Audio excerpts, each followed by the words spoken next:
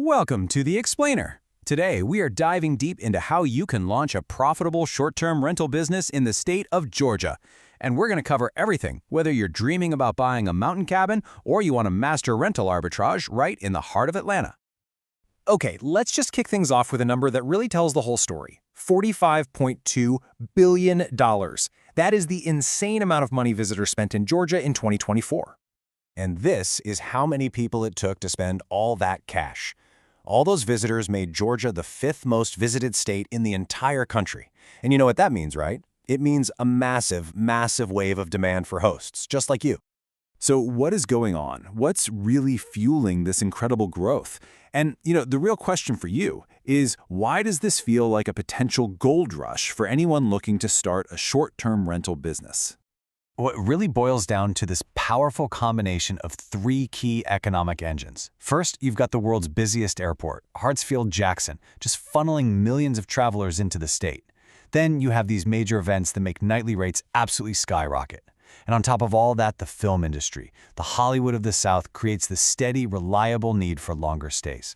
This isn't just a summer thing. It is a year-round demand machine. Now hold on. Before you get too excited and jump in, there's a major hurdle you have to understand. See, unlike some other states, Georgia has no statewide rules for short-term rentals. And this means everything, and I mean everything, comes down to the specific city or county that you choose. The concept you have to wrap your head around is what's called a patchwork system. The rules for permits, for taxes, for zoning, they can be completely different just by crossing a single county line. Seriously. What's totally legal and encouraged in one town could be completely forbidden right next door. And this slide just illustrates that contrast perfectly. You look at Atlanta, and the rules are super restrictive. You can only have 2 permits, and one of them has to be your main home. Now that's a huge deal for anyone thinking about rental arbitrage. You know, where you lease a place and then list it on Airbnb? That primary residence rule basically makes traditional arbitrage impossible in Atlanta. But then you look at a market like Blue Ridge in the mountains, and it's wide open. All you need is a business license. Okay, let's switch gears and talk about the money side of things. Because if you don't get a handle on the full tax picture in Georgia, you could seriously miscalculate your profits and completely mess up your pricing. So, putting aside your regular income tax, what does the tax burden for an actual short-term rental booking look like for a host in Georgia? Well, it's a little more complicated than you might guess. See, it's not just one tax. It's more like a stack of 4 different layers that you, the host, are responsible for collecting and paying. You've got a flat $5 per night state fee. Then there's the 4% state sales tax, then a local sales tax, and a local hotel-motel tax on top of that. So, and this is really the key takeaway here, when you add all of that up, especially in a place like Atlanta, your total tax hit on every single booking can easily go over 20%. You absolutely have to factor that number into your pricing right from day one, or your profit margin will just disappear. All right, so now that we're clear on the rules and the taxes, let's get to the fun part. Let's walk through the actual actionable playbook for getting your business off the ground and ready for that very first guest. Okay, here it is, your step-by-step launch plan. It all starts with picking your market and your strategy. But listen up, the single most important step on this entire list is number 2.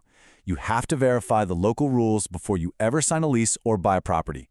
This is the one mistake that just sinks so many beginners. After that, it's about setting up your LLC, getting the property ready, building your systems, and then you go live. Okay, now for the part everyone's been waiting for, the payoff. What can a really well-run property actually bring in across Georgia's super diverse and profitable markets? Now check this out. What's so interesting here is the huge difference in revenue potential.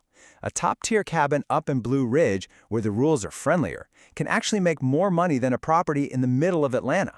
It just goes to show you that the biggest city doesn't always equal the biggest paycheck. And get this. In Atlanta alone, the difference between what an average host makes and what a top-tier host makes is over $37,000 a year. That gap isn't about luck. It's all about strategy. We're talking professional photos, dynamic pricing, and having a system to get those 5-star reviews every single time. So we have covered a ton of ground here.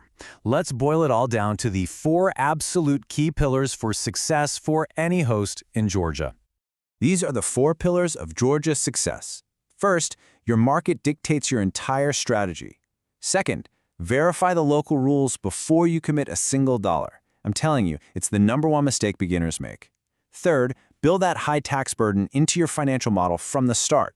And finally, build systems from day one. That's how you go from a side hustle to a real scalable business. Look, the opportunity in Georgia is undeniable. From urban rental arbitrage in the city to cozy mountain cabins, the demand is absolutely there. And now you have the roadmap.